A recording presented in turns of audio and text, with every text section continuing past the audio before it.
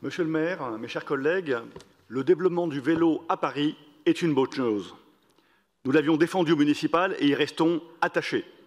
La part du vélo dans les déplacements, qui n'était que de 330 000 quotidiens en 2018 selon la Pure, n'a cessé de croître, malgré la baisse récente de 10%, mais qui ne devrait pas durablement enrayer cette tendance. Cette évolution engendre néanmoins de nouveaux dangers pour les Parisiens. Il offre à un certain nombre de Parisiens, c'est vrai, un mode de déplacement souple, rapide, propre, sportif, très pratique pour les petites distances. Mais comme tout moyen de transport sur route, il n'est pas sans risque. Risque pour les cyclistes eux-mêmes, risque pour les piétons lorsque l'anarchie règne. Risque d'autant plus élevé que de nombreux cyclistes n'ont ni permis, ni expérience de la conduite en milieu urbain. Faire du vélo en milieu urbain exige une attention de tous les instants et le respect de règles contraignantes. Les nids de poules, les aménagements peu visibles, plossiers, rebords en granit mal conçus, etc. Le vélo peu visible des conducteurs motorisés, en particulier des poids lourds. Et là-dessus, nous nous sommes rejoints pour demander que l'obligation soit faite aux camions d'avoir des caméras latérales. Tout ceci rend la conduite à risque. Chaque année, il y a des blessés et des morts. En 2020, il y avait 911 blessés et 8 morts. Ce sont 8 morts de trop. 911 blessés, ce sont les blessés déclarés. Mais combien de blessés qui sont fracturés, qui ont des blessures graves, ne se déclarent pas? Quel est le poids dans l'activité parisienne? Et quel est le budget que la mairie doit mettre pour sécuriser clairement la conduite à vélo à Paris? Le premier plan vélo de 150 millions a permis la construction de pistes protégées sur certains grands axes.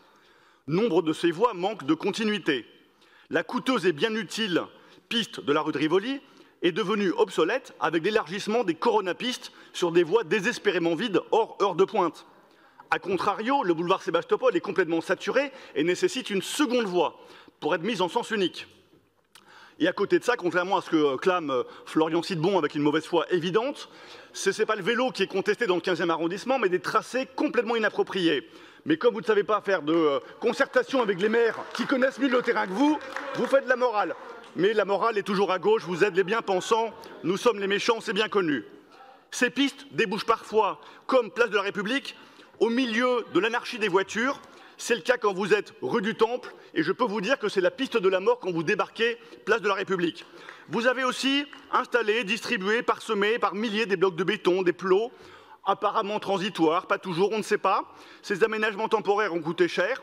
Ils ont parfois accru le danger, je peux vous le dire, comme avenue de l'Opéra, où ces rails en béton étaient carrément dantesques pour les cyclistes comme moi, quand on était coincé entre les taxis et le rail en béton. Bref, et vous d'ailleurs les avez enlevés en reconnaissant votre tragique erreur pendant 15 mois, bref, vous avez dilapidé de l'argent pour des projets temporaires. Vous avez aussi mis la charrue avant les bœufs. Ce plan n'a pas été pensé, ce plan de 150 millions, mais improvisé avec les moyens du bord. Une partie est d'ailleurs démontée ensuite parce qu'elle était inutile ou mal conçue. Certains aménagements sécurisaient le vélo, c'est vrai. D'autres ont clairement visé à nuire à la circulation des voitures et pas du tout à encourager le vélo. Ajoutons que la sécurité du stationnement n'a été pensée qu'ensuite. Quelques vélo-box, des arceaux sommés au fil de l'eau, pas toujours en adéquation avec les besoins de chaque quartier, et peu de parkings de masse sécurisés. Celui de la gare Montparnasse est un échec patent.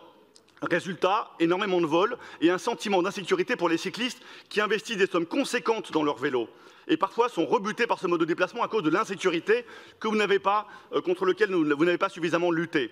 Nous espérons que le nouveau plan de 150 millions ne sera pas un nouveau bricolage hétéroclite, incohérent, dangereux, ni un outil destiné en priorité à lutter contre la voiture et pas en faveur du vélo. Nous attendons des détails précis, des budgets détaillés et de la concertation avec les maires concernés. Surtout, vous allez devoir lutter contre les cyclistes sans foi ni loi. Ils sont heureusement minoritaires, mais leur mépris des trottoirs, des piétons, des règles de circulation est à l'origine d'accidents et d'un chaos anxiogène pour tous. Un chaos anxiogène pour les piétons, un chaos anxiogène pour les cyclistes eux-mêmes, et puis pour les handicapés qui ont la chance encore de pouvoir rouler à Paris sur des trottoirs pas faits pour eux. Ces dangers publics sont à l'origine donc de nombreux accidents, je l'ai déjà dit, et ils découragent un certain nombre de cyclistes d'y aller parce que quand vous êtes à vélo, vous êtes parfois carrément harcelé par ces fameux cyclistes sans foi ni loi.